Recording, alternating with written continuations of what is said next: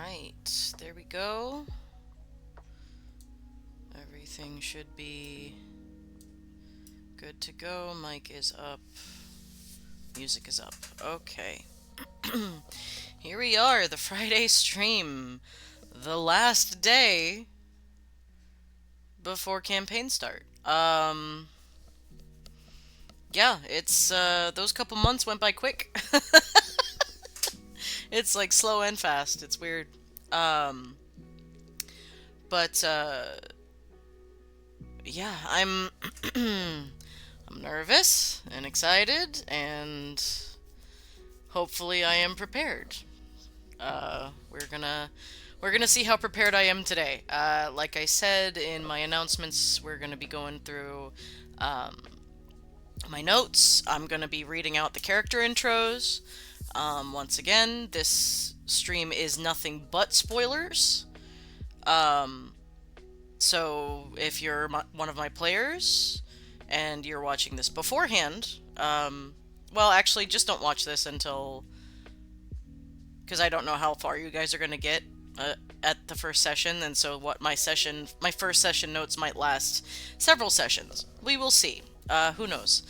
But yeah, so we have a lot to go through today.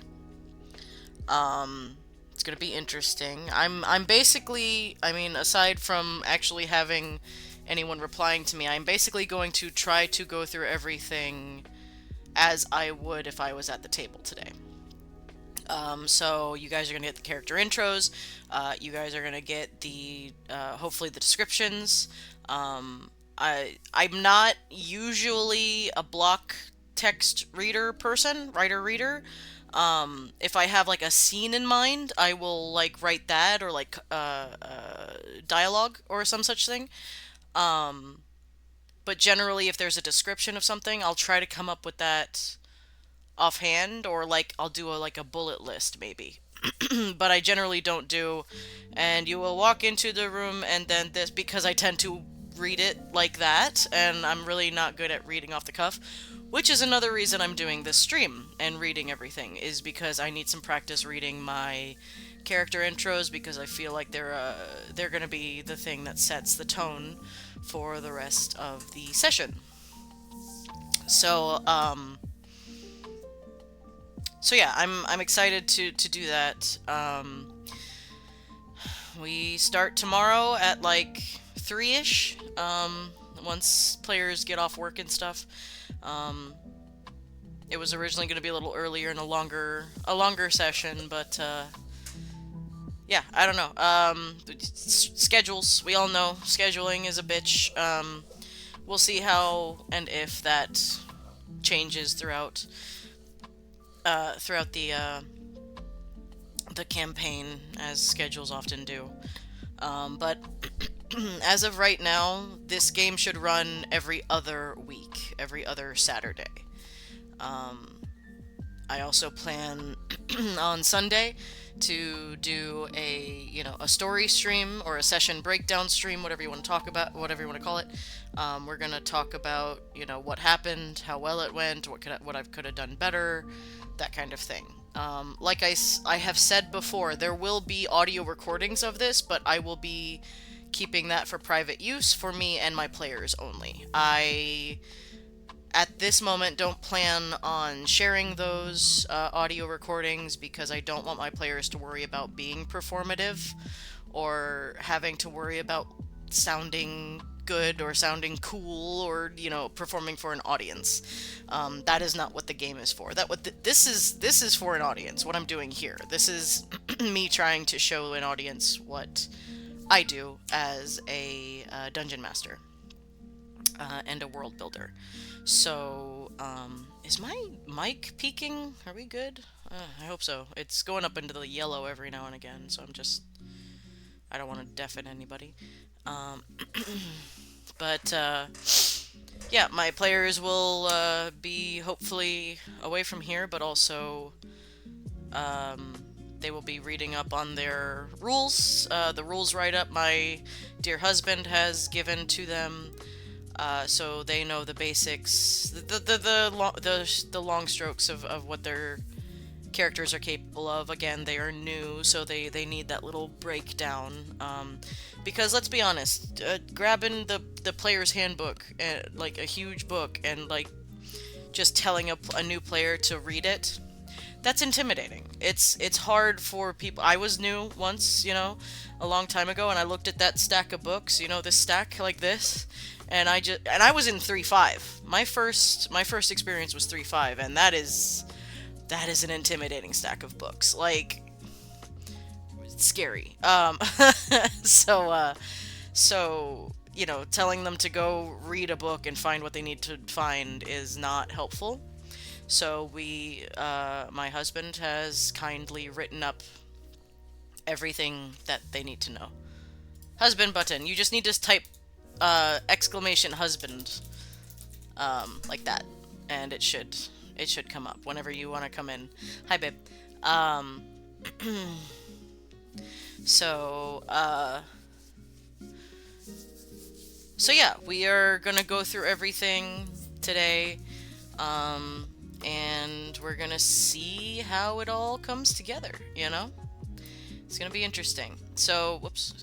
So again, I'm feel free to give feedback as I go. Anyone watching, I'm willing to listen. I know when I need to read something out loud, I tend to read it really fast out loud, and I'm gonna work on that today. I'm gonna practice it. Because I tend to read out loud at the speed in which I read in my mind, which is apparently pretty damn fast. So practice is needed in that regard. Um, so yeah, so we're gonna start with the character intros because that's how I'm gonna start the session. We're gonna sit down. I'm gonna ask for any last questions. Everybody, go to the bathroom, get your drinks, whatever it is.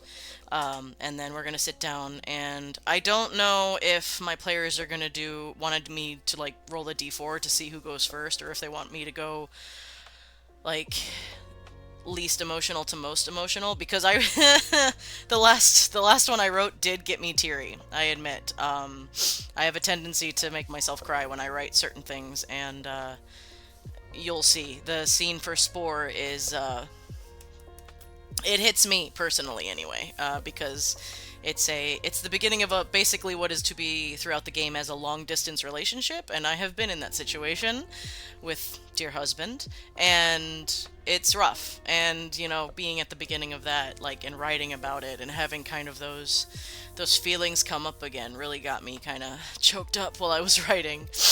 Um, and babe, just before, I know you're going to go back, or you're already back from lunch, but you didn't have any notes for the Spore scene, right?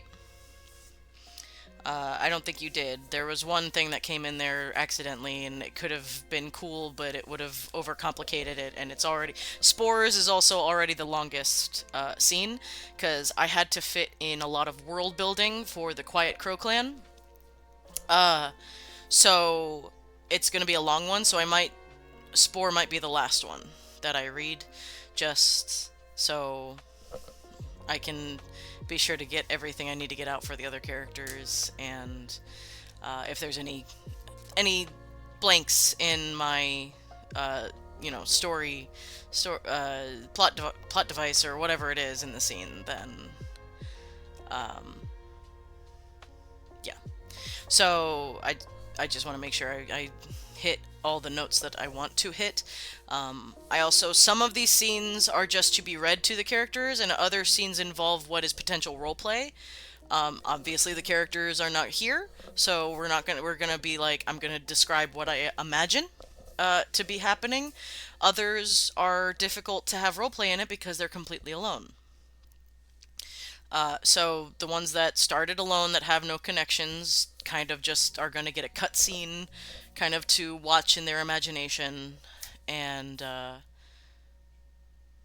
they can go from there. It's hard to put in NPCs for them to interact with when they grew up or started out their adventure with no NPCs. I'll touch on this later after I read the scenes, but we are going to be assuming that from everybody's cutscene that I'm going to read in between the starting of the campaign as I go, In between there is about 6 months. Uh, so just as a reference for time, and how long they've been wandering, and maybe I'll ask them like, hey, what have you been doing in the meantime? But depending on how much feedback I'm getting as I go, I kind of read the room if they want me to just kind of get get on with it, or if they want to give their own ideas for what their characters have been doing. Or they can always tell me later. Um, that's that's absolutely a possibility as well. Um, so that's what we're gonna do. Um,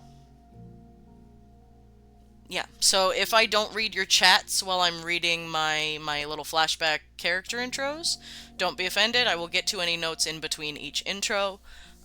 If you have any ideas, again, please feel free to give them, because that's what I'm doing this for.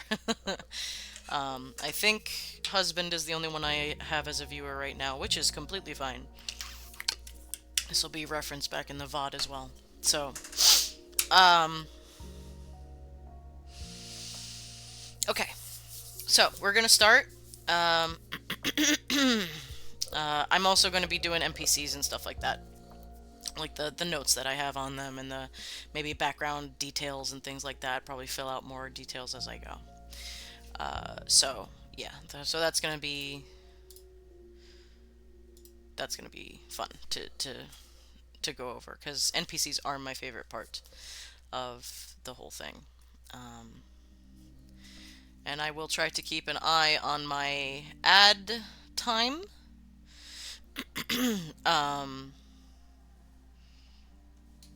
we're at about 13 minutes right now, so I've got another 15 minutes. So we will go ahead and start with our first character intro. Sorry, I'm trying to make sure I have the throat to do so. We will be starting with our warlock, Evelyn. uh, this one, I tried to put some darkness into each of these, or some emotion, because the characters, like, again, the characters need a reason to go fight dragons. So trauma and sadness and loss are the ways in which they are done. They are motivated to go out. So I know this is a cozy campaign, but some of these characters wanted those kind of more tragic backstories. So I gave them that. I gave them scenes that would frame that, and the whole thing is finding home. That is what this is about. It is finding your home, finding family. So you have to lose something to try to find something. So there you go. Okay, here we go. I know I might read this a little fast. I am practicing. I am trying to keep in mind how to read slower. So I beg your pardon. Please forgive me if I end up going a little fast. I don't realize I'm doing it, I swear. I'm not doing it on purpose. It's just nerves. I don't know if I should do full face or full screen for this or not. But I imagine you guys want to also see the words if you can. I don't know how easy it is for y'all to read it. But they're there if you need them. So, okay, here we go. Evelyn, cutscene. Here we go. You awake with a start. They found you. The cozy little nook that you've sequestered yourself away in for the night is being kicked into. The dilapidated crates from the nearby docks collapsing on top of you, poking splinters into you through threadbare clothes. Come on out, Fey Blood. We've got some nice iron nails to test on you. This group of kids, only a few years your senior, have been hounding you for the last 3 days, after they caught you thieving bread from a stand. Their little nail test has already been attempted once. When your skin didn't blister, they just started poking you with them. As the last of your piece shatters with a kick, you don't give them time to celebrate. You explode out of the shattered wood and run as fast as your legs can carry you. But they're faster. They're well fed, with parents that love them. And they have shoes. These are things you have never been blessed with, for as far as you can remember. They call and jeer at you, and you feel that familiar feeling of your blood rising in adrenaline and fear. But it's been too long without a good meal or good sleep. You're weak, you're scared, and you're alone. You've run out of tears, out of screams. There's only your desperate breathing as you take turns trying to lose them.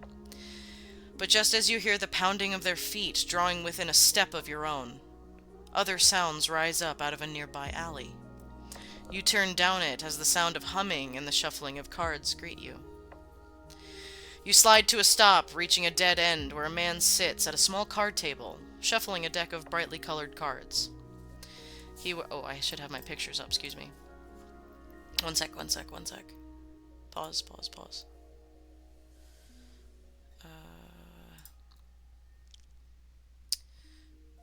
Here we go. This will be our NPC. FYI.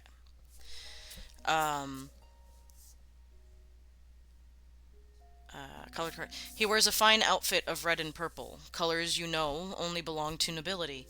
His status clear as he sits in this dank alleyway. He wears a high top hat that I have to change that, excuse me.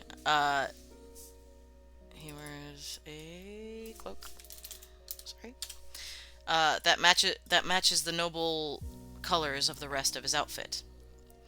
The mask itself covers his entire face, mostly white and blank with no mouth.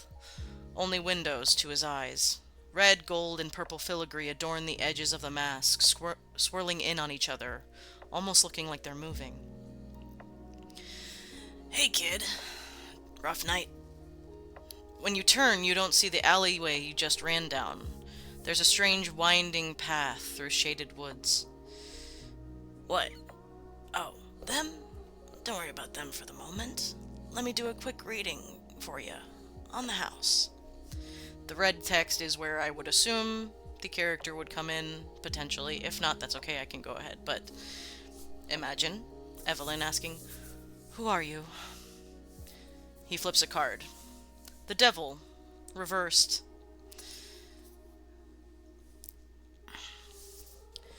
He flips it back.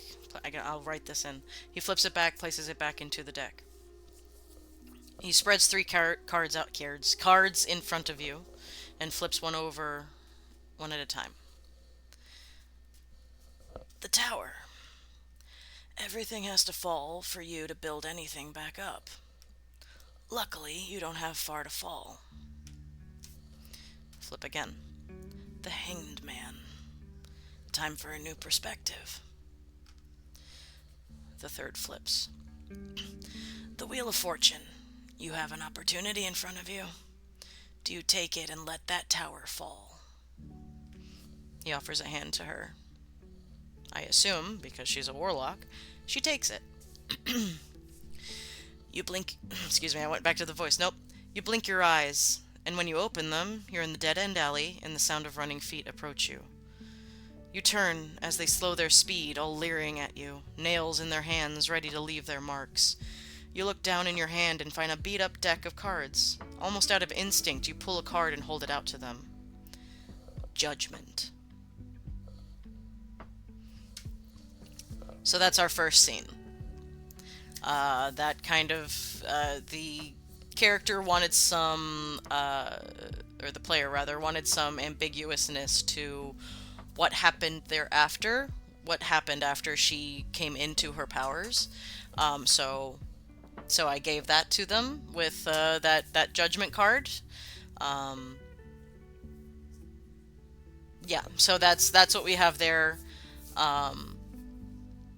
In regards to why I'm not fully describing like what happens after. I want the images to be there for all of the players, but we're not going to know until later down the line in the story. So that's the plan there. So it is meant to be a little bit ambiguous and a little bit creepy, let's be honest. Hyper busy keeping the stream going. Love, no ears. So have fun and good luck. Okay. Oh, no ears. Okay. Alright, babe. Love you. Alright. Alright, next we will be doing Nubia, our resident Gyna Sphinx wizard. She's one of the ones that doesn't have any role-playing ability in the background, because she is completely alone in her lead-up.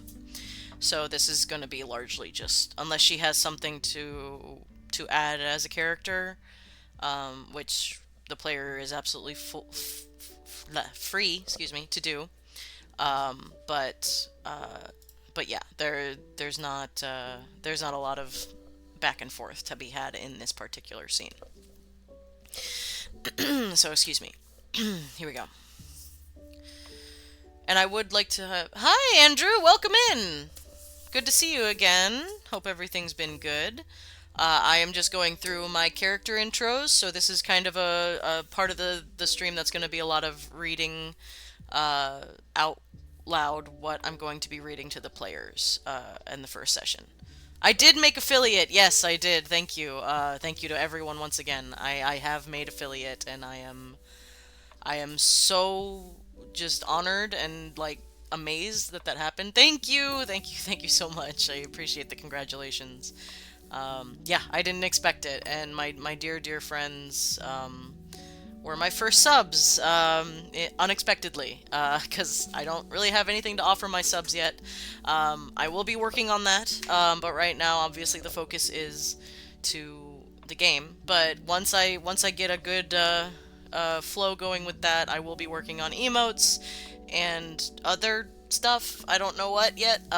Any suggestions can go into the Discord for emotes or the little point buy system down in chat over there, that kind of stuff. So feel free to comment on the Discord if you have any ideas. I just finished reading out the character opening for our Warlock, and now I'm going to move on to the Wizard, Nubia. So these are what I'm going to be reading to my players at the very start of the session. Tomorrow is our session 1, so let me check my ad time here and make sure I have enough time to do so. Give me 2 seconds. Where's my little thing? Nope, not that. Hang on. Okay, I've got about 8 minutes. That shouldn't... Okay, we shouldn't take that long. So also imagine some, like, Egyptian-style music if I can find a way to make that work. I don't know if I can, but, like, you know, classic Egyptian, the mummy kind of music in the background here. Here we go. And if I read too loud, please... too fast, let me know. I'm trying to keep that in mind as I go, because apparently I read out loud very, very fast. The day you were summoned started you on a path that no one can plan for, one of servitude and self-sacrifice. You were someone once, but the shunting of your body and soul through time and space took that from you. There are glimpses of memories like dreams after just waking, a semblance of self, but that's all. You had not consented to being brought here, but you were put under Gaius and had no choice but to serve. Your summoner was an accomplished mage. They must have been to summon one such as yourself. It was so long ago you don't remember the person themselves, only a general inclination of a face, robes, and a voice. They would visit at times, usually years between, but still, they would visit. Hints of the outside world came with them, the sliding stone of the door giving way to hot wind and singing sands, the color of... Singing sands the color of rust. Shouldn't be a comma there. You would get a glimpse of the sky, so much bigger than the carved stone of your home.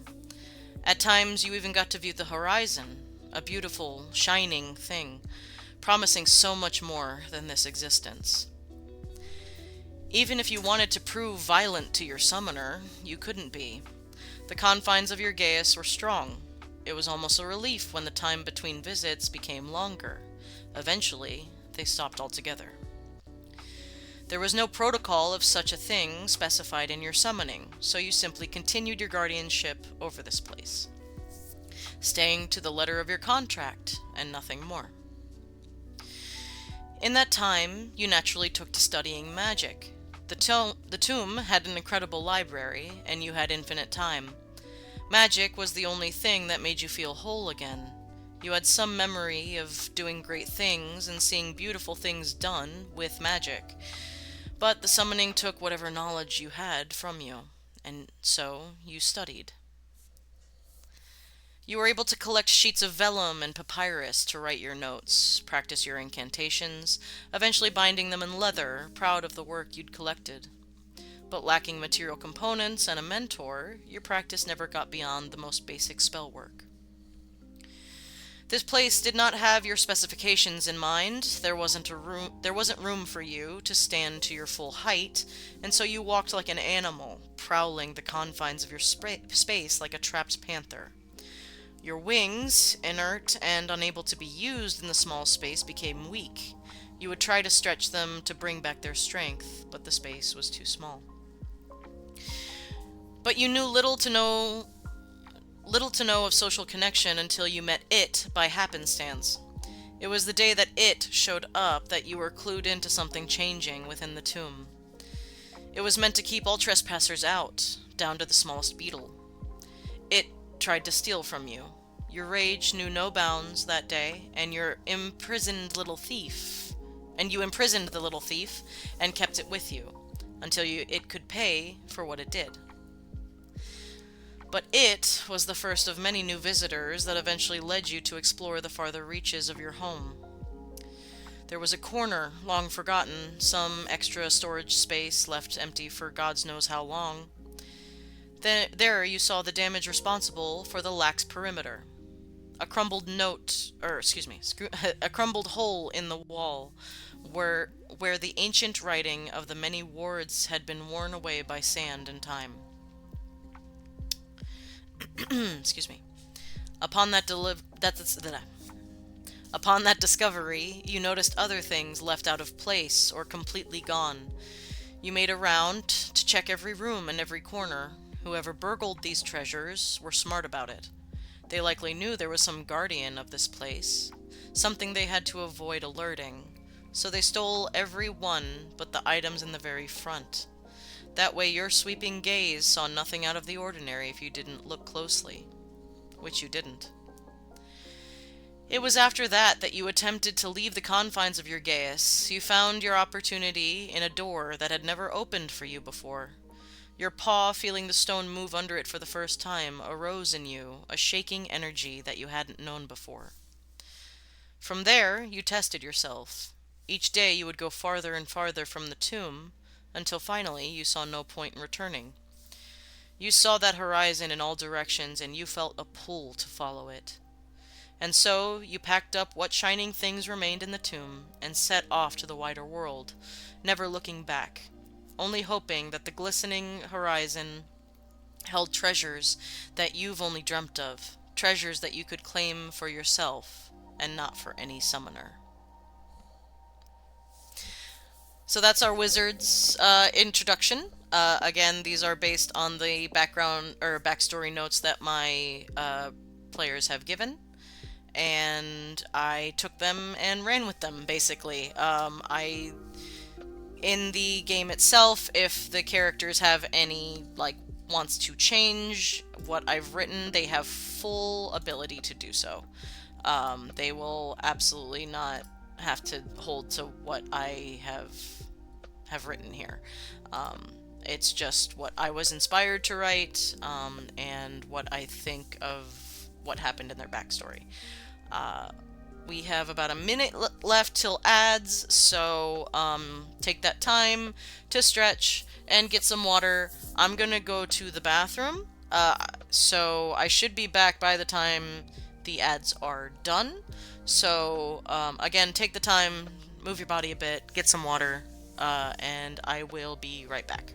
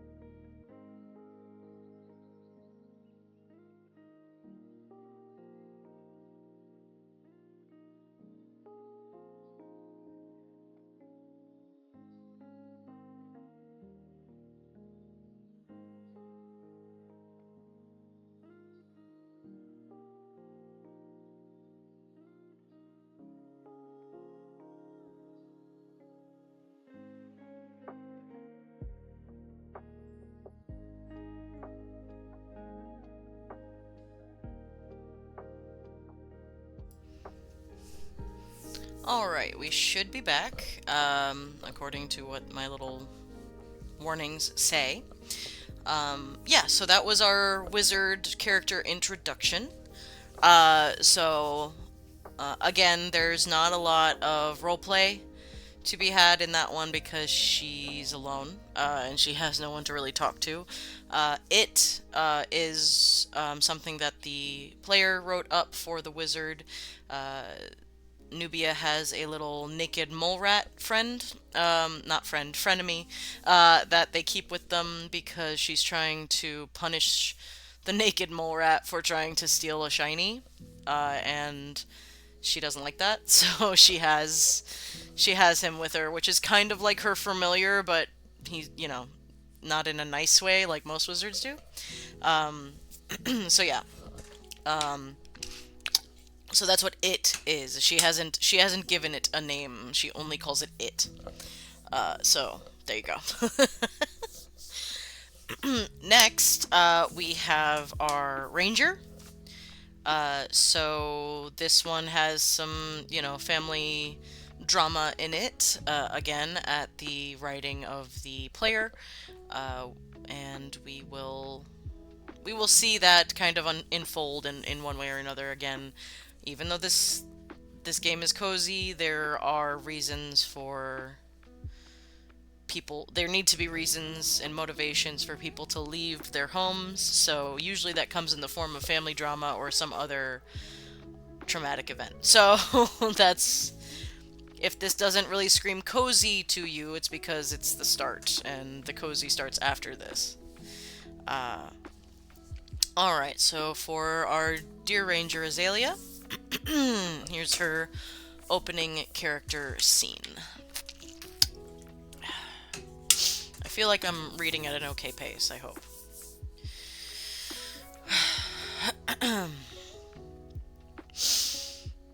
You had enough. It's hard to say what straw broke the Auroch's back, but it was enough. Perhaps it was the cold greeting of your father that morning.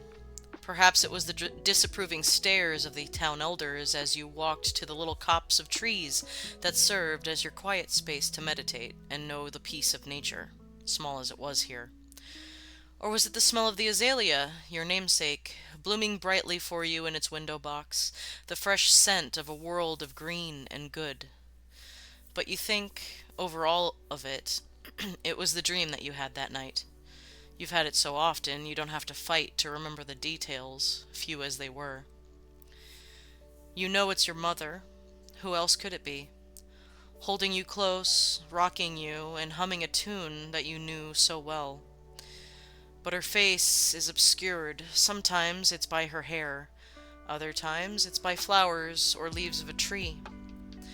But you never see her, not fully. You only know her embrace, her voice, and the scent of soil and life on the wind. You had been humming that tune when you came down for breakfast. That was what put your father in a foul mood. He always disliked hearing that song. Your father's peeper... Oh, hang on. People. I changed the name of the Harpers, and I have to fix that. Give me 1 second.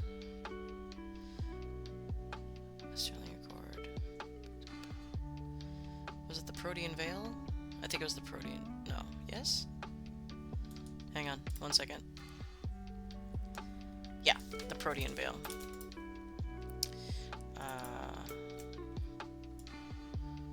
Go. There we go.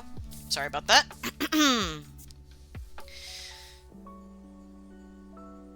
Your father's people, the Protean Veil, did good work. You never denied that. They took care of people, they gave generously and freely of themselves, saved people from terrible fates. There were even druids that worked for them. You watched them and talked to them as much as possible, growing up, but they never stayed long. Druids generally didn't stay in civilization for very long, much preferring the untamed wilds of the forests and mountains that so surrounded this little pocket of civilization. But it wasn't to be your work. Your father was balanced in his approach to nature and civilization. There was a place for both in this world, and they were equal. but you wanted more than a halfway split between the two. Your world, your mother's world, was soil, underbrush, tall trees, blue skies, or rain. It was all loved and good. Down in the dirt of the forest, you felt connected when you would run barefoot through the woodlands surrounding your home, like your mother ran along beside you, laughing and whooping in celebration of her savage daughter. When your father left to do his work for the day, you sat at the table, replaying his lukewarm goodbye over and over again. Oh, spelling mistake, 1 second. There we go. It was enough. You knew that there was nothing more for you here. They did their best to provide for you, and they kept you healthy, but that was all they had done. You wanted more, and you were ready to go find it. To go find her. Like you were walking through thick fog, you packed your bags of everything you would need. Tonight, you would sleep on the ground, surrounded by nature. You didn't know exactly where to go, but surely you would find something greater in any direction. At the very least, you would sleep under the stars without worrying about your father commenting on the sticks and leaves in your hair the next day. You slung your pack over your shoulder and looked around your room. You had all you needed, and this place could go to someone who needed a bed, a roof. You needed none of it. You looked at your azalea in its window box, and you dug your hands into the dirt, gently cradling the roots of the plant. Your necklace warmed. You swear it, and you focus that warmth into your hands. The roots curled around your fingers gently, and the flowers bloomed brightly, the smell of them filling the room. You carried those blooms outside, trailing dirt through the house. Your father would be irate, but you didn't care. You stepped outside into the sun and knelt in front of your doorstep. You pressed the bloom into the dirt, and it took happily. It easily tripled in size in moments, and soon a bush blocked the door, filled with beautiful blooms that immediately brought bees and butterflies to it. Let that be your goodbye note, your namesake left behind. Your father would know, and he would doubt, but you wouldn't be coming back. Not until you found her, or found out what happened either way. The answers you sought were to be found outside of this place. The answers held in the trees, the flowers, the animals, the rain, and the sun. You would know them all, and you would leave walls and roofs behind, at least for a time. Stinks, hi! Sorry, I was just finishing up my character intro for our resident ranger, Azalea.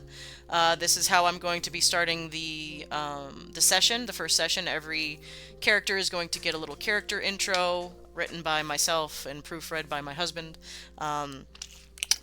They are meant to kind of give the general idea of the character, just kind of in a very short, like introductory way. You know, think of any like heist movie or any movie that involves a team. They all get their introduction, and I'm giving everybody their introduction here. And hopefully I'm reading at an okay pace and volume and everything. I have a tendency to read very fast, so I'm trying to keep that in mind as I read. So hopefully I'm doing okay and you can understand what I'm saying and everything. This last one will be for Spore, our resident rogue, our little goblin. This one is the longest one, because it has a lot of world building. I had to set up a lot of stuff about the Quiet Crow clan, which Spore is a part of, in the scene itself, so we could all understand what the clan is kind of about. So I've talked about the naming convention of the Quiet Crow clan again. It's based upon what that goblin brought to share with the tribe first. And Spore obviously found mushrooms, and Spore's wife is named Soup, and she took the mushrooms that he found, made it into soup, and brought it to the tribe. So Spore and Soup, and they are married. Not because of the joint of the cooking, but just because they fell in love. I don't know how early they fell in love. That's up to the character or the player to decide. But yeah. So there's a lot of world building, at least for this tiny corner of the world in this scene. So it's a little bit more lengthy, and it's a little bit emotional for me, because it is It's a very personal kind of something that I'm aware of. I have been part of a long term or long distance relationship, and this is basically the start of what is a long distance. I keep saying long term, but both of those things are true. Long distance relationship, and it chokes me up to think about those days with husband living, 500 miles away, for a couple years while he attended college. So there's a little bit of emotion there. So if I get choked up or cry, um, I'm just gonna embrace it, because I wrote this and I'm proud of that. You know. Um, so yeah. So we're gonna do Spores character introduction, and then we will transition to the actual start of the campaign itself. Okay, make sure I got the throat for it. All right.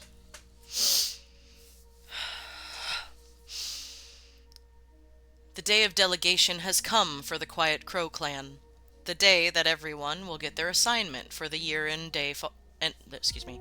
The day that everyone will get their assignment for the year and a day to follow. What they will be doing to benefit their people in that time. There are foragers, cooks, trappers, weavers, carvers, builders, traders, and, most notably, the quester. The quester is the one who is tasked to leave the canopy of the Harlequin Forest for their year and a day, to discover the wide world for themselves and for the clan. They will learn as much as they can so that they can teach and show what the world has to offer, to claim wealth and riches beyond even what the larger clans have seen, if only to show that you don't need to draw blood to be successful, no matter how much you may want to. It is a lottery. It is an honor. It is scary. The bestest of each are allowed to choose to stay within their assigned tasks. Soup, your wife, is easily the best cook in the clan, and therefore has remained a cook for every delegation since her first. You have found luck with foraging, but Turnip has claimed a name for themselves ever since they found an entire field of wild garlic. The clan ate such flavorful food all season that they could not be denied their rightful place at the top. And so you have jumped from assignment to assignment, learning much in that time, but never truly finding your place. In between your assignments, you have worked with Soup to build a home that is comfortable and filled to the brim with things that the two of you have made with your own hands. 1 second. There we go. The mud hut, thatched with thick pine boughs, stands jutted up against one of the wider ironwood trees in the forest. As the mud dried, you carved your names and pictures of yourselves into the walls, so all would know the happiness that you two built for yourselves here, among your clan. The walls and ceilings are painted with flower and root dyes, ranging the prism of the rainbow. Bone and vine hangers that hang from the rafters sound beautiful tones with the wind when the wind blows through the space. And woven moss rugs and blankets soften the floors and wooden furniture. All of these things you have made for your Soup, as you learned each skill, for she deserves the finest things in every assignment. You leave your home with Soup that day, hand in hand, and collect at the center of your tribe's lands. All others are collected, a murmur of activity, as all hope and guess for their next assignments. My cat is screaming. The chieftain, Mudbull, takes her place on the stump that serves as the announcement space. I put place twice. This is just a good thing to do for proofreading my own stuff. She's an elder goblin, but she is the most clever of the clan. All agreed that she would act as chieftain when you broke from the bone gnars. Next to her steps last season quester, Coco, a thick fuzzy goblin that is taller than most. He would insist that his mother was a bugbear, and so he was blessed with a stronger body. But in the Quiet Crow clan, strength and height did not decide who was best. Only cleverness and togetherness would make the clan work. That's what Mudbull said anyway. All collected, Mudbull raises her arms to quiet the excitable conversations. Quiet Crow Clan, she calls to the silence.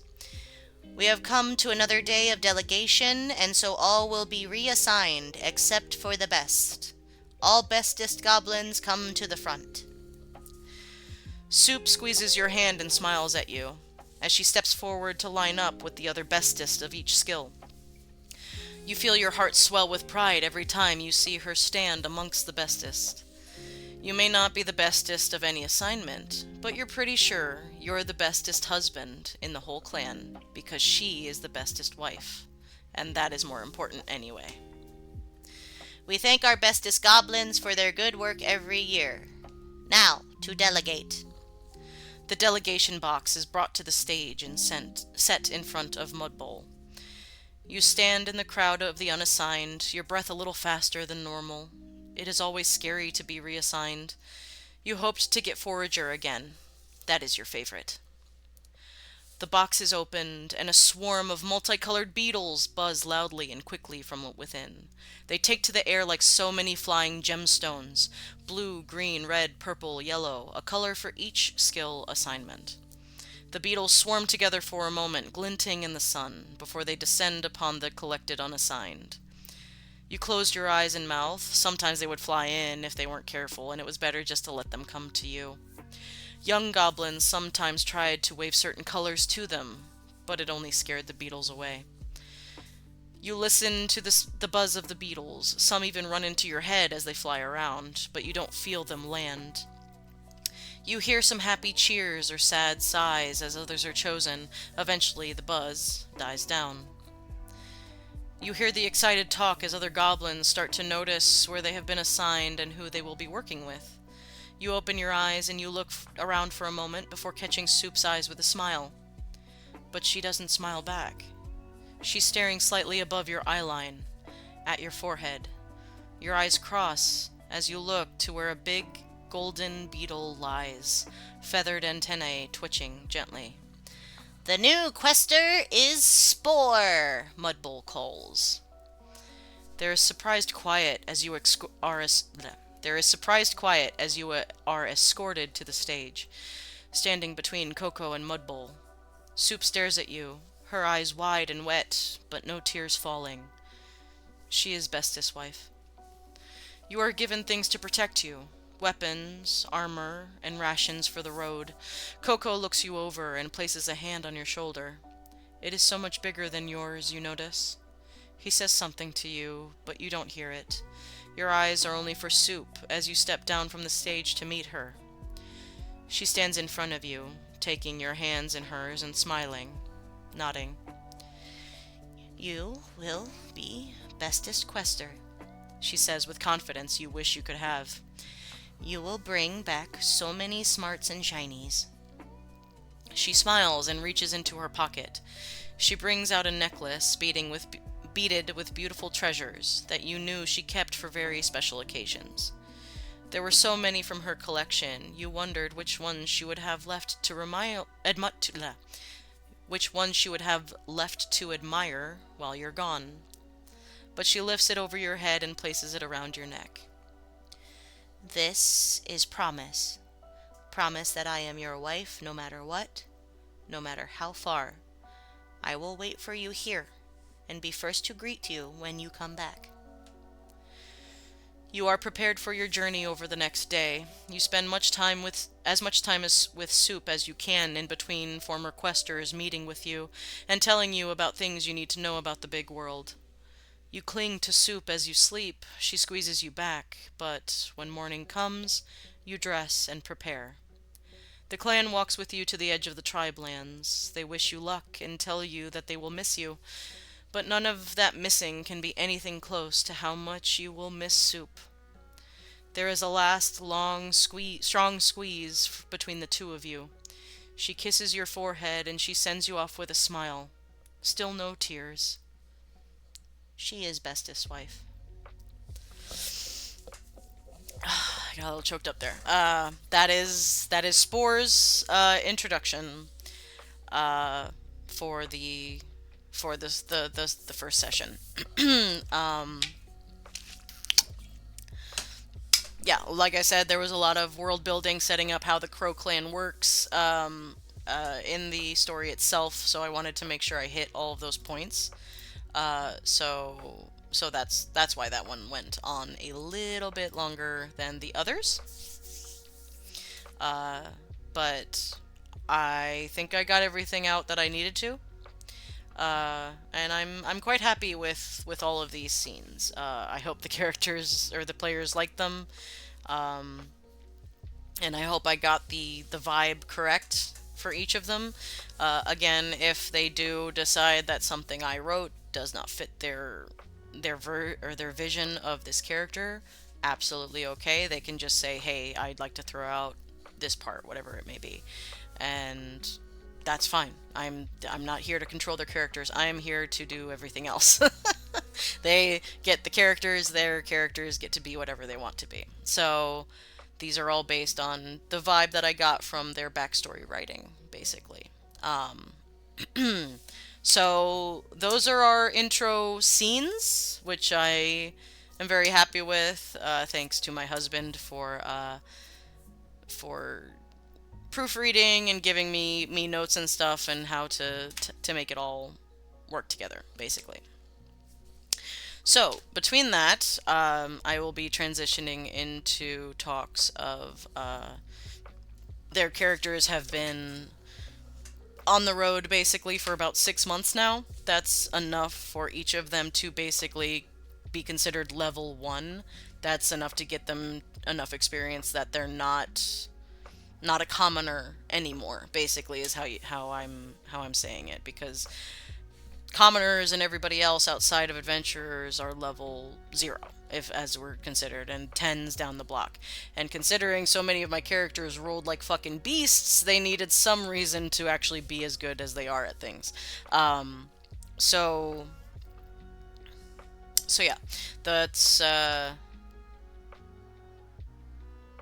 that's that for those. From there, I'll be transitioning over to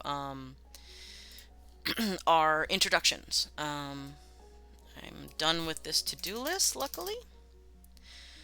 So this part is just for me. That's the overall story that will be going. So the beginning of the actual campaign. You all have found yourself called to secure a job. Whether in search of adventure, financial gain, or just something to fight boredom, you've traversed to the nearest city of Hollow Hill. Hollow Hill is so named due to it being formed in a gigantic cave carved into a hill. Legends say a dragon dug this hollow out. Uh, a dragon dug this hollow out to house his vast hoard hundreds of years ago. Some even say he still sleeps upon his hoard, acting as the very ground the city steps on. The saying, "step lightly," is used often here, and thus the city has a reputation of being a peaceful place for peaceful people. Each of you has had a difficult time obtaining any regular work due to your unfamiliarity with the area and how the city conducts its business. So it comes as a surprise when each of you is approached by a fairy dragon courier. So I also have a picture for them. Where's my fairy dragon? This is Flick. Again, art is not mine. So this is basically how I will be going about the session, showing the characters my pictures as I go. The courier dragon flies up to... I will decide on each character one by one, so this will be our first role-playing opportunity, basically, for sure, for everybody's. And, they will interact however. Flick is going to sound a lot like the worm from the labyrinth. And I have a letter for you. Are you... name here. Here you are, here's a letter. And I have made physical letters for each character. They all say the same thing, but it's a keepsake and it's a fun, easy thing to do. Coffee or tea staining some paper after you print out a letter on them. I don't have a copy of the letter up here, so I'm going to go ahead and read read out what they say. And I'll read it in the voice of the NPC. This is coming from Jackling Morningstar, the owner of the Merry Dragon Inn. Dear traveler, happy belated Rally Day. My deepest apologies for not getting this message to you sooner, but the days leading up to and after Turnabout are always real mug slammers, with all the drinking and singing and merrymaking and the like. So penning this note and having it sent was a quest in and of itself. But I digress. This letter is made to you on account of word traveling like a tumbling pebble down a hole, getting louder and speedier as it goes down. Folks in Hollow Hill are quick to rumor and quicker to spinning tales, and more than one folk has brought up the odd visage of a traveller looking for work that suited your specialties, something more than modernity or mundane toil. You're looking for something, or someone, or some place, and by the looks of it, you haven't found it yet. If you had, your rally day wouldn't have been as quiet as yours was last night. So I offer you an opportunity to meet a dear friend of mine, someone who specializes in finding the odd, the displaced, and the rare. Someone I've come to trust to follow a lead, and a figure that may be able to seek what you're yearning for. If you're interested, and I have a fine feeling that you are, come by tonight to the Merry Dragon, and ask for Jacqueline. If nothing else, come in for a spell, sit by the fire, and warm your bones. As a token of trust, the first round is on me. So that's our letter from our innkeeper. Like I said, each character will get an opportunity to perhaps roleplay with the fairy dragon if they so wish. If not, they head over to the Merry Dragon Inn. The Merry Dragon Inn is one of the premier inns of Hollow Hill, a large three-storied structure with a strange curvature to it as it has been carved into the very wall of the cave, points of warm light shining out over the other roofs of Hollow Hill. Entering in, you are greeted with a lively scene. People drink and eat heartily, sing, dance, and laugh. The day now waning down to night. Behind the bar, there are half a dozen tenders slinging drinks and food. You watch as a particularly inebriated customer is dragged from the premises by a very large mastiff hound, who deposits the customer outside and trots back to a cheer and a treat from one of the bartenders. And I have a little side thing that each character could notice, and if they want to investigate and roleplay into it, they absolutely can. If not, we move on. But, Nubia. You see a gentleman walking to various tables and whispering to patrons. As he opens his large cloak, you spot he has a collection of odd magical implements. So, a guy kind of, buying knockoff watches, basically, but our Nubia enjoys a good shiny, so I assume she will be hooked in. Evelyn. You spot a child running food and bussing tables. You recognize the look in their eyes, one of exhaustion and determination. Oh. Fuck.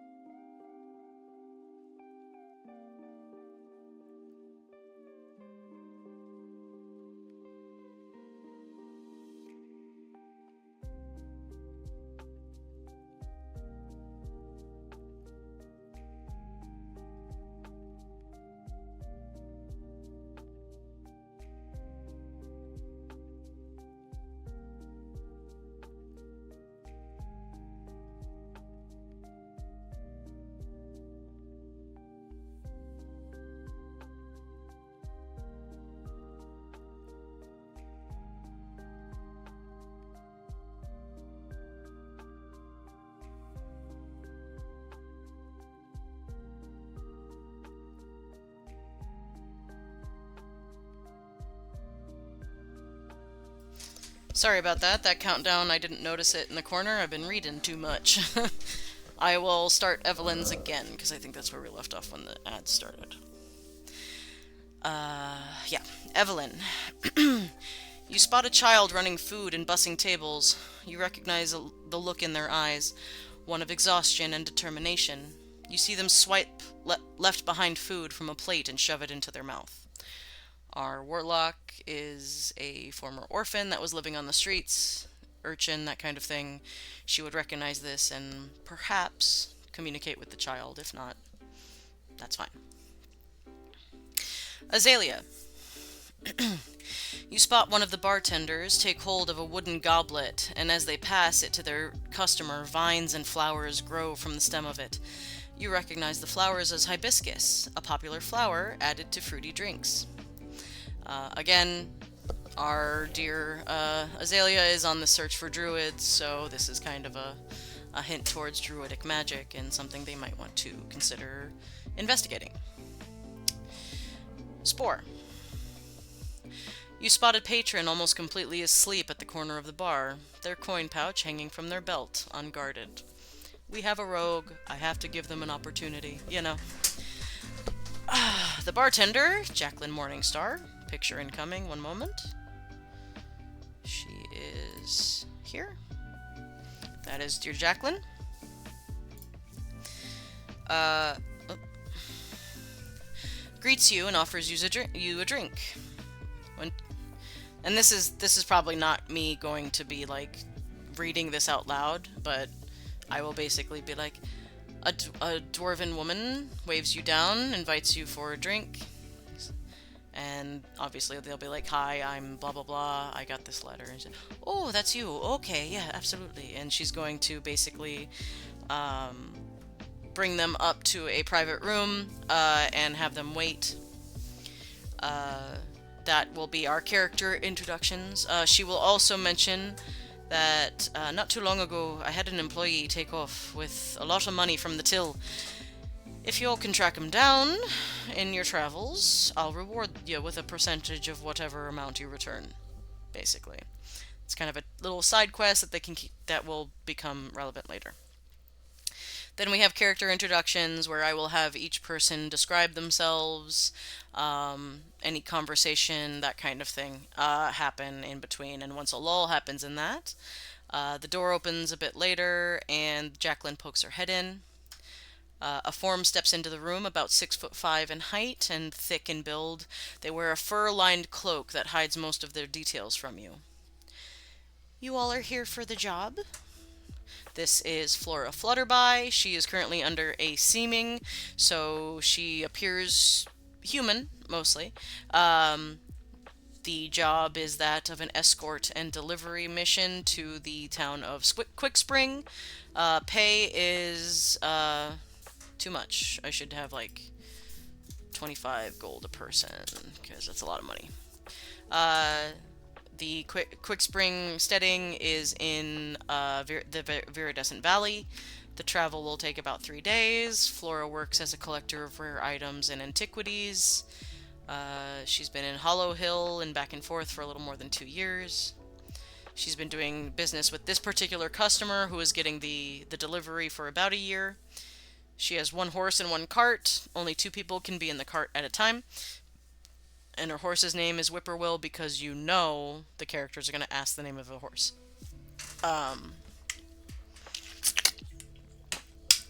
After all the questions are answered, she tells them to meet her in the morning at her warehouse close to the city gate.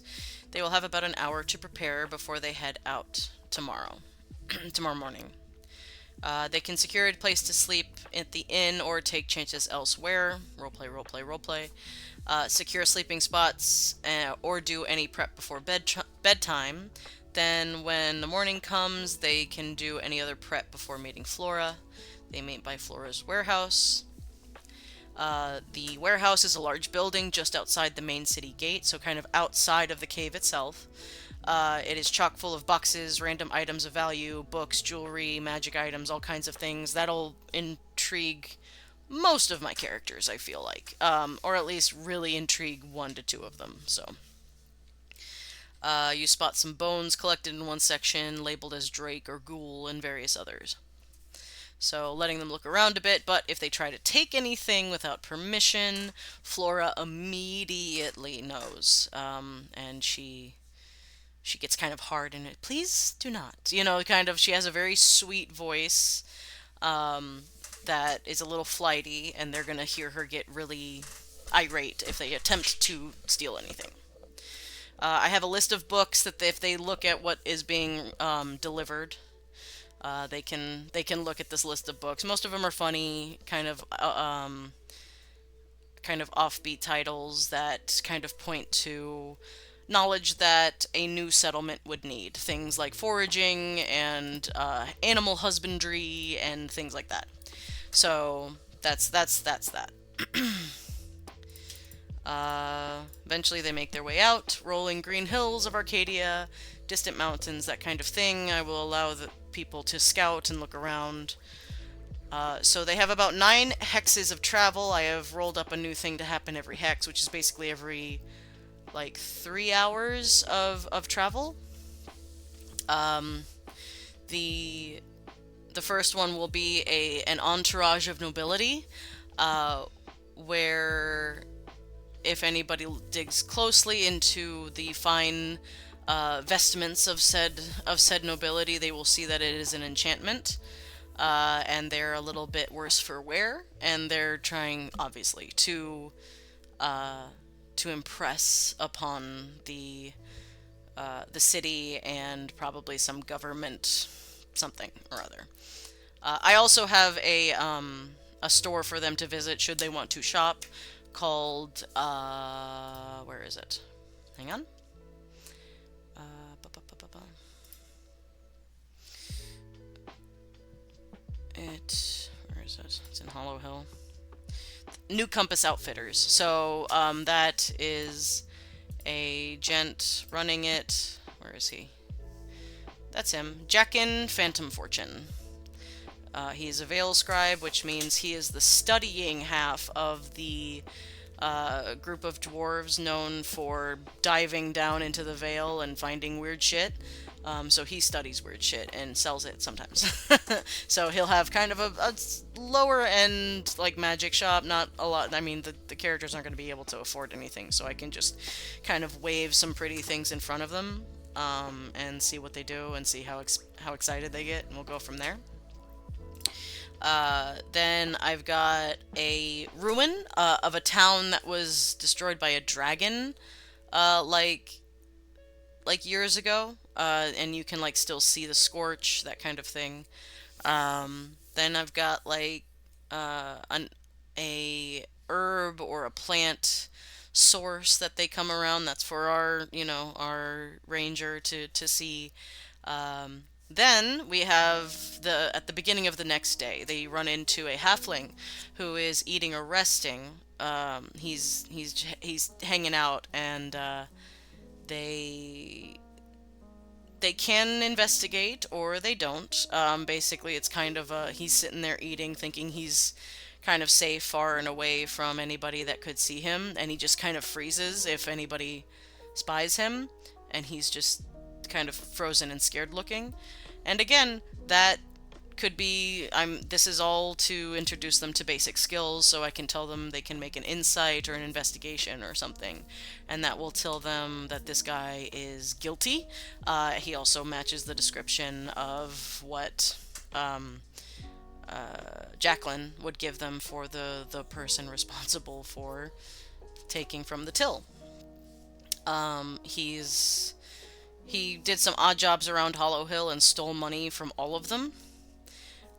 He's trying to fund his family's farm, which is not doing so well, and he feels like he's the man of the house because his father recently passed, and he's taking on too much responsibility, but he's exhausted, and he wants to be his own man, so he's trying to collect enough money to kind of give to his family and then head out.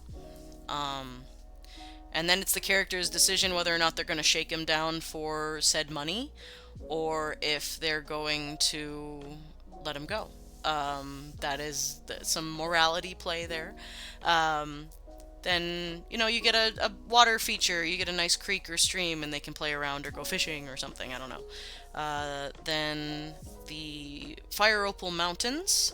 They will meet basically the end of the second day. One, two, three, or the beginning of the second day. The Fire Opal Mountains are these glorious, gigantic mountains. They will have to go through Cat's Cradle Pass, which is a a good sized cave that leads into the valley itself. Um, then they will see evidence of a place in which um, people were camping or trying to make some sort of living here, and they were obviously attacked by something. And they will eventually come across two dark mantles posing as stalactites and or stalagmites. There's your interaction, your encounter. And then to really set everything off, as they're reaching the last stretch of the cave, they will hit the cave just as the sun hits a certain peak, in which the Fire Opal Mountains are so named because when the sun hits them just right, what looks like snow-covered caps kind of shine with this bright, beautiful orange color. If you've ever seen fire opals, they are one of my favorite gemstones, and they're super fucking expensive. and and it just kind of hits it and like catches it. Now they're going to be entering within this part of the cave at exactly that moment, and at that point, the crystals that kind of shine through and filter through this entire mountain will all light. So imagine just a dark cave kind of being lit by these beautiful like fire torch like, but they're gems, and some of them are huge, and it's like this beautiful, beautiful scene. Now, in that moment, there's going to be a discovery, as Flora Flutterby is she's going to be unable to help herself because Flora Flutterby is secretly a moth folk.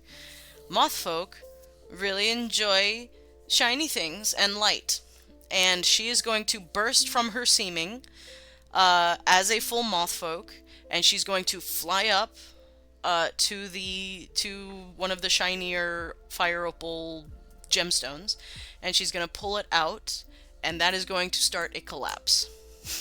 So that is a skill check for our party to run and make it out. In the ensuing chaos, Flora will be hurt. She will hurt her wing, and they will escape the tunnel, and they will see that it is completely caved in and they cannot get through. So there's that fun stuff. So yay. So that's gonna be your first thing, and then they're going to be within the Viridescent Valley, which is going to be this absolutely beautiful, beautiful place, within inside of this kind of big circle of mountains, as I've talked about. So they're gonna have a short walk to Quick Spring Steading, which they will be kind of rushed there because Flora is hurt. They will be greeted by Winetta Thorne, the one who is responsible for founding Quick Spring. And she's kind of bent this. Here, let me get into the. Now this is the cast basically. So I'm gonna get into various characters and stuff. So Winetta is kind of this bent old grumpy goblin, and she's in the interim. Flora is going to be talking up Winetta as this great person, this glorious, adorable, like very sweet woman, and she's going to be really grumpy and adorable. in that kind of uh, if anybody knows Yu Yu Hakusho, she is basically Genkai, the master that trained Yusuke, or if any number of other old grumpy people that are in various media. So she's gonna be kind of sounding like this and kind of annoyed all the time, and the difference between what Flora has said this far, how sweet she is and how amazing she is, and what she's actually like, is going to be just kind of a fun thing of the characters going, what? Okay, sure. Um, so that's our first one. And then I will introduce other characters slowly but surely, and they can interact with whom they want. I assume this, like, as they arrive in the steading, will be kind of the end point, but I'll go through the NPCs anyway, just to give myself an idea. So we have Lila Greenspring. She's a mother. She's a sun elf, and she's very sweet. She's a very good mother. Um, she's a farmer, and she's here with her two little girls, and she's here to give them a good life. And she's just very very cute and sweet. Um, there's lore behind like why she is the way she is. But the characters are probably probably not going to get that far. Then her two daughters. So we have Ivy, which is going to be this one here, the one on the right hand side. She is a full sun elf, and she's southern as well, but she's a little haughty. She's a little more proper than her mother. I'm going into British. Okay, hang on. Her mother.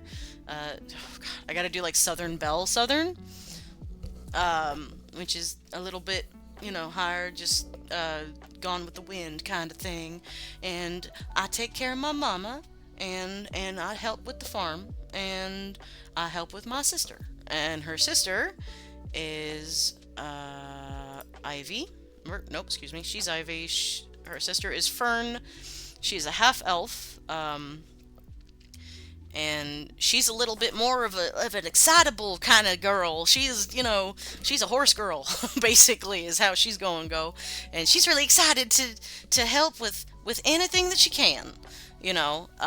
So both of these girls are they have been kind of not forced, but they have taken upon themselves the responsibility to grow a little faster than children should have to, because they're with a single mother now, and they know that some shit happened between parents. Fern, obviously being a half elf, was born to her mother and a human man. The human man is no longer here. Mysteries they can discover as they go. Then we have Carrion. uh, Carrion is very gently spoken, and he comes off sometimes as a little creepy. He enjoys looking at bones, and he's a tailor. He's quite good at stitching. Or it's not that he. Excuse me. They. No, they. I made them as a he him before, but I've decided that they're.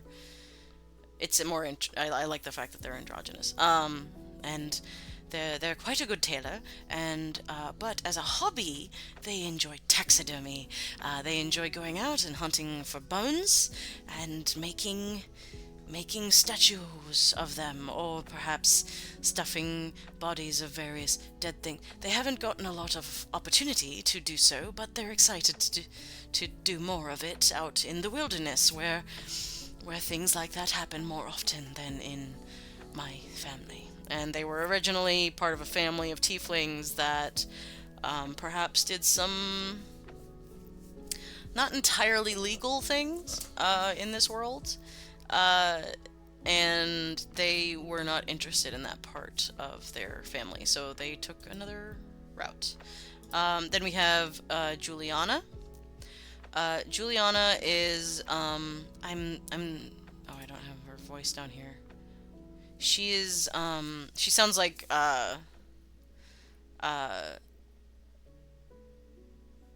Mrs. Doubtfire kind of. So, hello dear.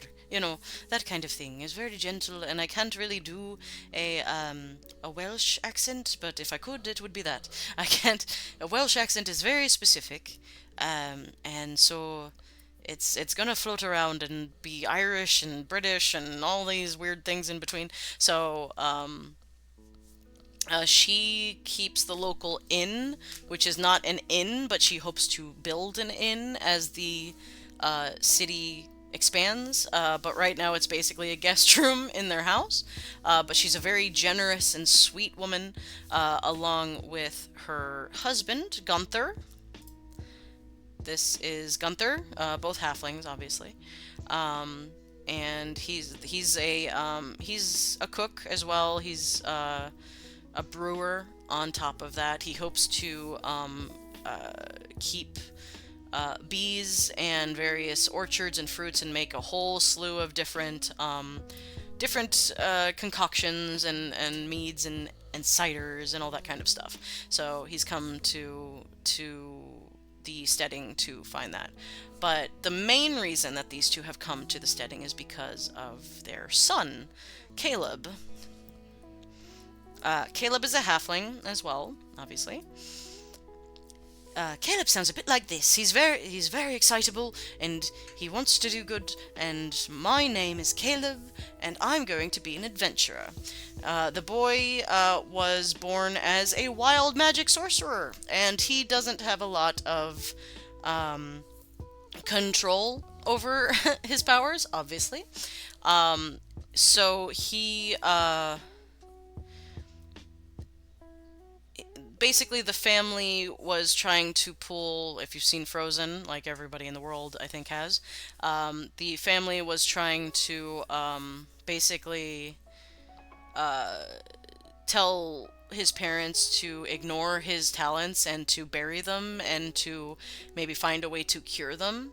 And his parents refused that. They wanted their son to be free to be what he was, and they wanted to help him control these powers.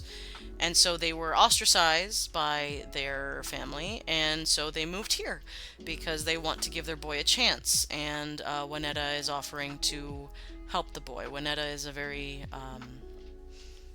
talented, intelligent woman that knows a lot of things, and so he's slowly learning. He's probably in his early 20s, which is still kind of teenage-ish for halflings. So he'll be he'll still have that energy of a child, but he'll be a little older, so he helps with everything. And there's Sereth. He's the woodworker, and he's here to help build things. He actually enjoys gossip quite a bit. He enjoys gossiping and talking about things. He has recently gotten hurt trying to chop down some trees. He discovered a sinkhole, and he hurt his leg and lost his tools. Quest, you're at a restaurant right now. What kind of restaurant? Is it good? So he'll have a quest for the party to go fetch his tools, which will lead to a whole thing. And then we have Fable, who I'm very excited for. Fable actually. One second.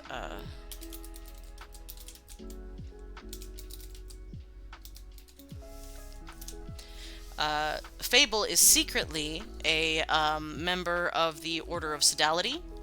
She is here to she's here to help this city become successful, and to make sure that they're worthy of the order to bring one of their buildings, which is supposed to be like a huge library and community center and everything. We did them last stream. But she is here to assist anybody in the city to help grow the population, all that kind of stuff. She is currently posing as a tea monk, and I'm gonna change some things.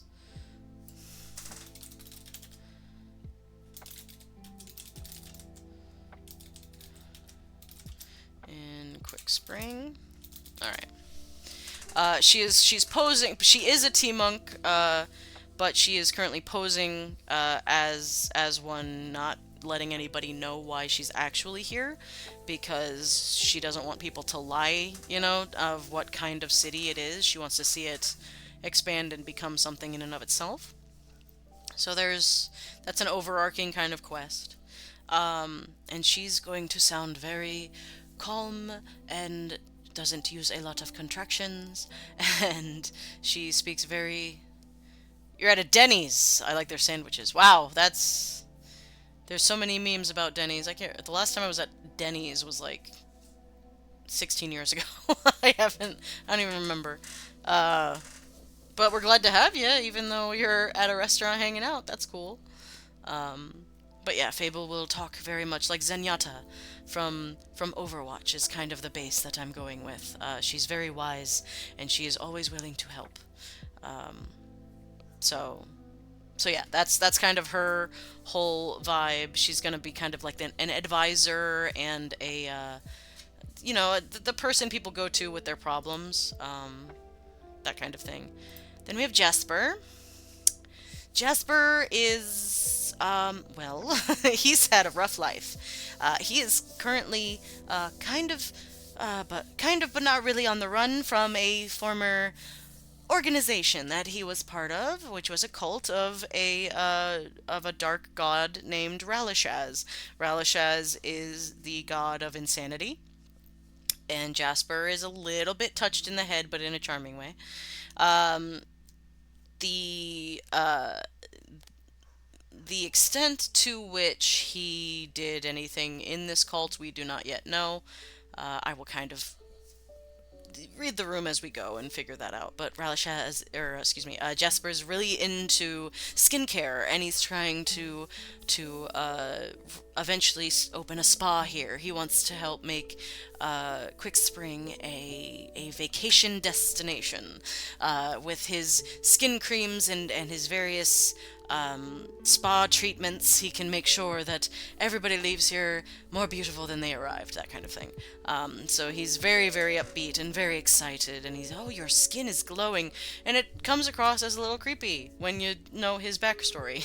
So there you go with him. Um, so he's kind of, oh my god, kind of excitable. And then Basra, he will be later on. He will be found. He doesn't live in the city yet. He will eventually. He will be who they find to eventually get Aurochs into the farmlands here. And he will, which will bring milk and furs and things like that. So he will be the one to do that. Um, so yeah, that is my first session, pretty much up and down. Obviously, it's gonna go a lot longer probably because I'll have four people giving their ideas as we go. So yeah, I'm really excited for the session. I'm really excited to help these new players kind of learn how to uh,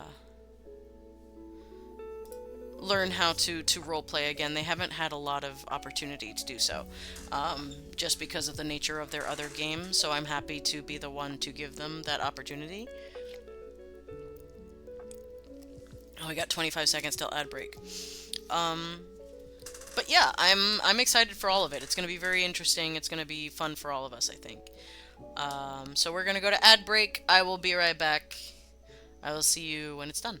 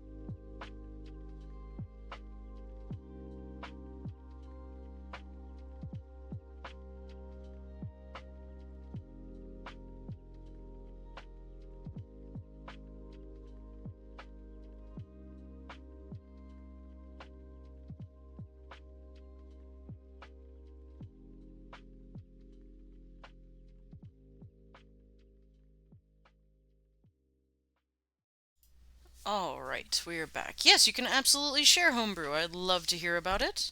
Is my music still going? Yeah, it is. Okay, good. It was just quiet for a moment. Oh, Stylish Socket, thank you for the follow. Welcome in.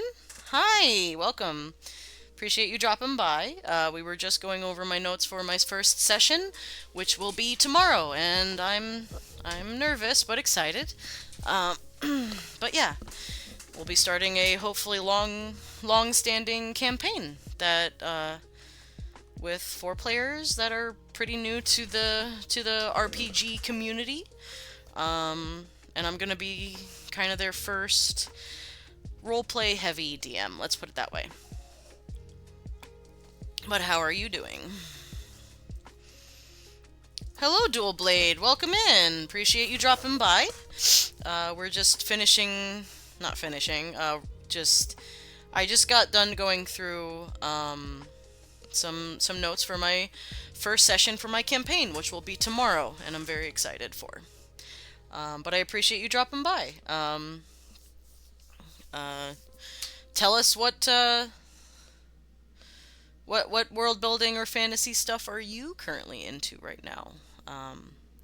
Because I've done a lot of talking, and I've gone through everything I have for my first session for now. Um, It'll be fun, I think. You're more into Call of Duty. That's cool. I watch people play Call of Duty. I don't really play that kind of thing. I'm really bad at it. I play Overwatch. Like that's as close. I was thinking about the most recent session I played when. Well, tell me about it. Tell me all about sessions. I love hearing about everybody's fantasy world building, RPG, homebrew, anything, all of it. I want to hear. And I love talkative guys. Okay. Well, I'm she they, but I appreciate that. I can be talkative.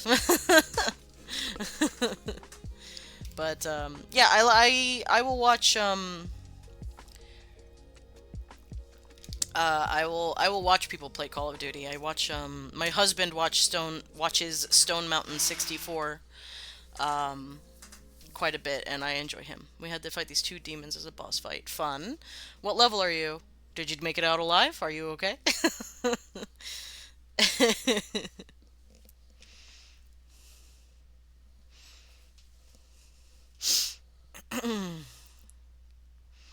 I don't know if you're still here, Stinks, but I want to hear about that homebrew that you mentioned. You may not be capable of right now, but I want to hear about it anyway. Whenever you can.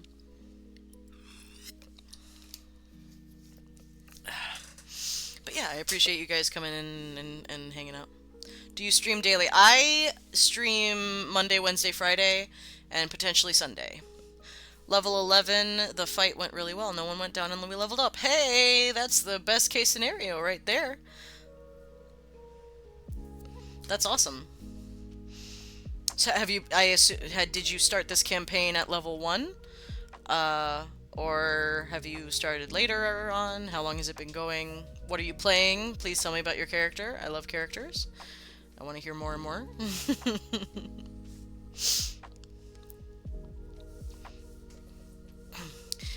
But yeah, Socket, I stream Monday, Wednesday, Friday, definitely, at noon Eastern, where I do my world building and I do, campaign prep like like you're seeing now. We started at, I'm so talkative, I have to be. We started level 4. I'm playing a cleric druid in a multi-class. Very cool, I love that. That's a very cool multi-class. Tell me about your character. I want to hear about them. But yeah, I'm just very excited for my my world of Galdor, which, if you're curious, what other games have you tried yet? Why didn't it work? Oh, my thing didn't work. God damn it. Son of a bitch. What did I do? Did I do world? Hang on. Now I can't remember my fucking commands. Pal world yet? No. I'm not quite up to date on the games. I'm a patient gamer because I be poor. I don't have a lot of money to spend on new stuff. I have a lot of friends playing it, telling me it's very cool, but I've never been much of a Pokemon person in general. She's part of a noble family that is not so secretly pirates. Yes! Pirates! Yes, I have a rogue. I have a cleric rogue that started off as a pirate, and she's so much fun to play. I love me some pirates. Um, but I play Overwatch a lot just for fun, not because I like the company. They don't get money from me. The minute I have to pay for I'm not. Yeah. But Blizzard sucks. But I have to admit that Overwatch is fun to play. I main Junker Queen mostly. If I need to be a healer, I'll do Moira. I generally avoid DPS because it's not my thing. But yeah, otherwise I'll just replay The Witcher or Skyrim for the 100th time or things like that. I have finished Baldur's Gate 3. Absolutely love it. Absolutely love it. It is the perfect Dungeons and Dragons uh, experience wrapped up in a video game. Uh, the internet is being fucky right now, so I'm having trouble sending the homebrew. Okay, well send it if you can't get it till after the stream, send it over to the Discord. Is totally fine. That's no biggie. I will check it out then. So no rush. I don't mind at all. Where's my streaming stuff? Hang on a second. I thought I had something set up for this, and oh, here we go. Campaign. That's what I did. I forgot. Oh! I just got... Sorry, Stinks, I didn't realize... Sorry, I didn't... I want... Hang on. Let me change that. I don't have custom emotes yet. I made affiliate a lot faster than I thought I would. So I don't have anything yet, and I don't have the money to dedicate to buying or commissioning anybody. So if I do ask that you're patient with me, because I'm literally learning this from the ground up, and I have no idea how any of this works. I will eventually get emotes and stuff figured out. I am sorry that I don't have it right now. Tempest Domain, and early on found out that the thing she worshipped is an ocean spirit and stuck to her soul. Ooh, that sounds fun. Stinks, give me 1 second. I'm so sorry. I did not mean for you to get timed out. Let me fix that. How do I do that? uh, options. Okay. Disable. There we go. Okay, you should be able to try to post that link again. I apologize. Oh, get fucked, Stylish Scott. I'm so fucking tired of people like you. I'm not buying your shit. Please go away. Thank you. I knew that was coming. I have a specific rule that says do not try to sell me stuff that you had to agree with to get in my chat.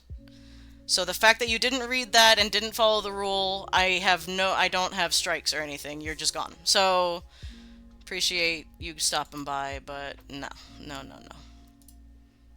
There we go. They're gone. Okay. I should have known. I should have known. Yeah, so Tempest Domain stuck to your soul with an ocean spirit sounds very cool. That is a very, very cool idea. I love that.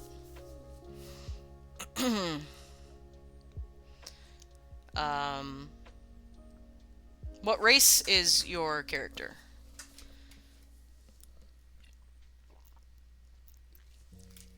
I don't know how to untime you out.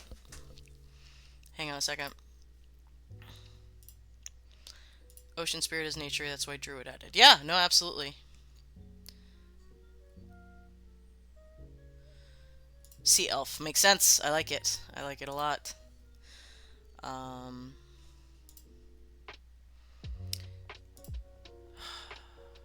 I'm sorry, Stinks, but post it again when you're back. I did not mean to get you timed out.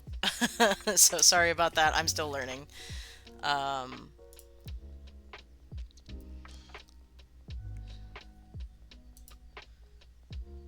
oh, that's cool. Okay, here. All right, there we go.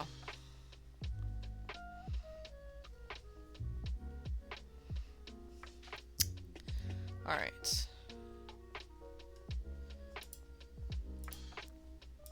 There we go. Yeah, my rogue cleric, obviously she was a pirate, rogue, swashbuckler, that whole thing. And she retired and she's a tiefling. Um she retired as a pirate and became kind of an adventurer land-based and then eventually found Tamora. Um Something I usually tell people about her is that she has haunted boots. That sounds like a great band name. Haunted Boots. I enjoy that very, very much. How did her boots get haunted? I must know. Stinks, if you want to just post the link over on Discord, that is totally fine too. That way you don't have to worry about the stupid filter thing. Um, I can still get to it on here, no problem. uh, haunted boots. It's a funny pair of words together, frankly. You're not in the Discord. Oh, do you have a Discord? You are more than welcome to get into the Discord if you want. Here. Um, that should be an open invite.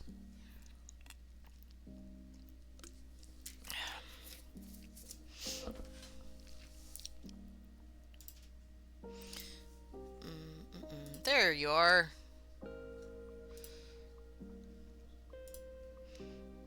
Thank you. Yeah, go ahead and post that in like in the world building channel. We'll be totally fine.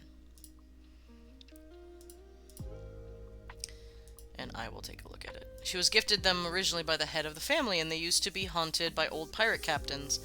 After events, they are now haunted by a banshee. Oh, that's a downgrade. That would have been cool. I would love to be haunted by a bunch of old pirate captains. So this banshee just like yells at you all the time, or is like the banshee kind of cool?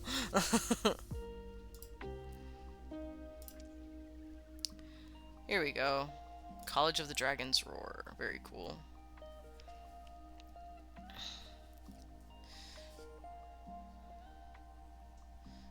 Let me bring this over here. Hello, cooperate. There it is. Okay. Dragon Dirges. Ooh, Bards of the College of the Dragon's Roar. Evocation and similar destructive magic than fancy charms and enchantments. Chaotic thick of battle while slinging spells with the unrivaled pride of dragons themselves. I love it. The Banshee is cool and made the boots more powerful, so wouldn't say they are a downgrade. Oh, okay, that's good. That's good. At third level, you learn an additional spell. It can be from any spell list, but it must be from the Evocation School of Magic. Deal damage, may not exceed the level of highest bard spells you can cast. Okay. Counts as a bard spell for you, but doesn't count against the number of spells you know. Okay. May replace the spell with another when you level up as normal, but it must meet the same requirements. Cool. Once per turn, bard spell that deals damage and requires an attack roll or saving throw. You can expend a use of bardic inspiration. When you do so, the spell deals additional damage. Cool. Cast a bard spell that deals force, psychic, or thunder. You can choose to change the damage to acid, cold, fire, lightning, or poison. Dope. You can cast bard cantrip that deals any of those things. You can add your charisma. Ooh. 14th, you shrug off blows with the pride of a dragon. Whenever you are damaged by a hostile creature, you can use your reaction to reduce the damage taken by one roll of your bardic inspiration die plus your bard level. If this reduces triggering damage to 0, you regain 1 expended use of your bardic inspiration feature. Huh. You can do so a number of times equal to your proficiency bonus, regaining the ability to do so upon finishing a long rest. Wow. That's super cool. I really like that. From my initial thoughts, that's definitely very balanced. Because 14th level, because at that level, your inspiration die is what, a d8? So I don't think at 14th level you're ever going to negate um, all of the damage, generally speaking. So I think that's a great little balancing act that you did there. I really enjoy that. I love anything having to do with dragons, so that's super fun. Yeah, that sounds great. I would love to see somebody play that character. That'd be super fun. I want a kobold. I want a kobold dragon bard. I think it would be a lot of fun. Mm. Captains the Boots had charges that could be used to cast essentially Unseen Servant or gain 1d4 rounds of Blur. With the Banshee, I still get Unseen Servant, 2d4 rounds of Blur, and Misty Step that go through walls, and a Psychic Damage Thunderstep. Damn! Yeah, okay. Okay, that's super fun. Yeah, I like that. I like items that come with personalities and stuff. It's super fun.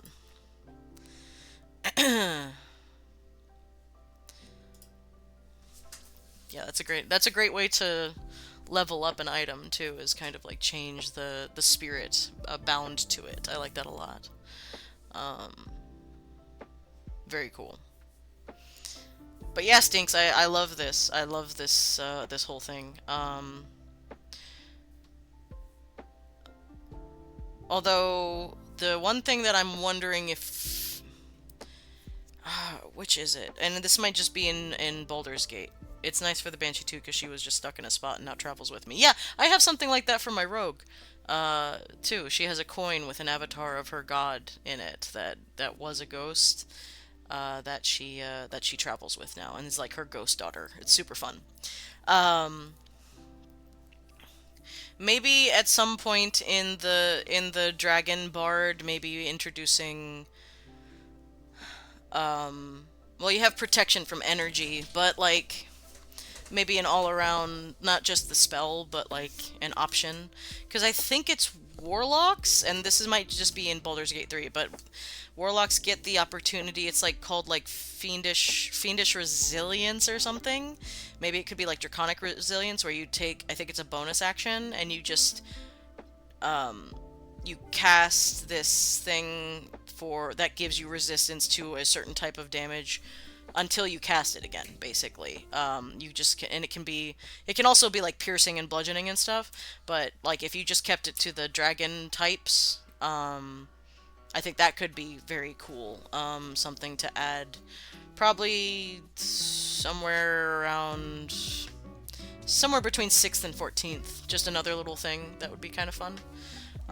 If that doesn't sound too broken. Again, I'm not very good with the numbers, so um, so if that doesn't make sense to you, then I totally get it. I just, um, I can't believe I had another person try to sell me stuff. I got a feeling. Like, Dual Blade came in, and I was just like, you're immediately talking about D&D stuff. Cool, I trust you. This other person is just like, you're really talkative. Like, that's a weird thing for a streamer to be. I'm pretty sure that's kind of my job right now, is to give people a bouncing off board to talk to and with. So, I don't know. The way they came in and were like, Call of Duty, and I'm like, cool. I don't know. Just, you know. What are you gonna do? I think that's gonna be, again, I'm considering that a mark of success. Been having a good time with the game and like to talk about it. I mean, as a DM, if any of my players were to say that very thing, I would be ecstatic. So I'm sure your DM is so happy to have you as part of their group, because having players that are excited to talk about and be in the game and having a good time is the biggest kindest thing that you can get. Yeah, that's very cool. I'm glad. How long have you been playing in this particular game? And how long have you been playing D&D in general? Is this your first one? Did you say that already? Sorry if I missed that. Yeah. No, you didn't say that. Okay, good. I was just wondering if I missed something, but I didn't. Good.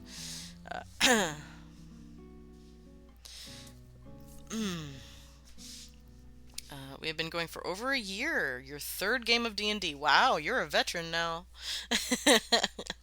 That's very cool. That's super fun. I love that.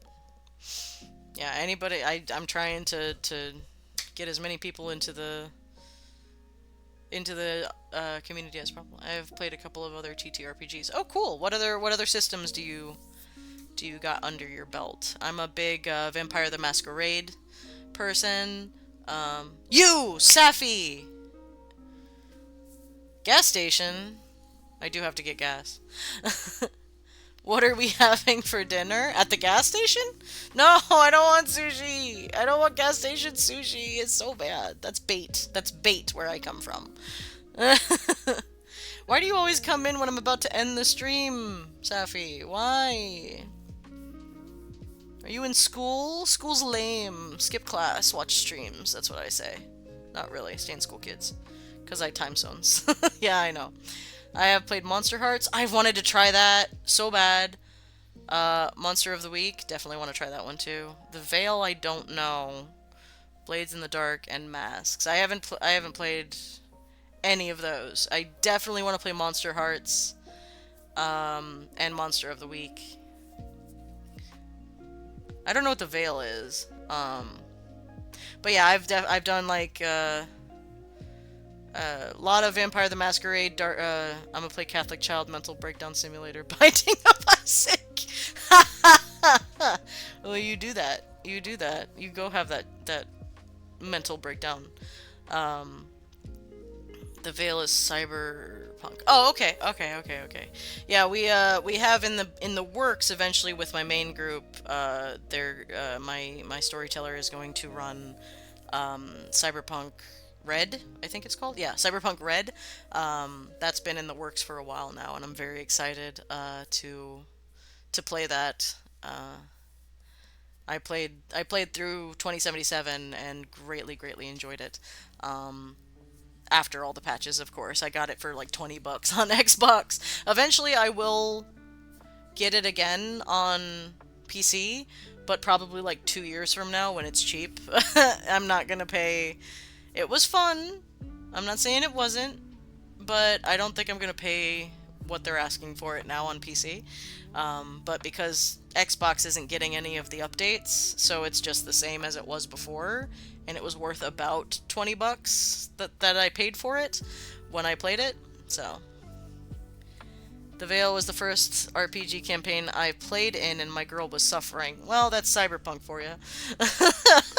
That's everybody's got to be a little bit traumatized to be a cyberpunk. I think you kind of have to be to put various chips into your face and head and body.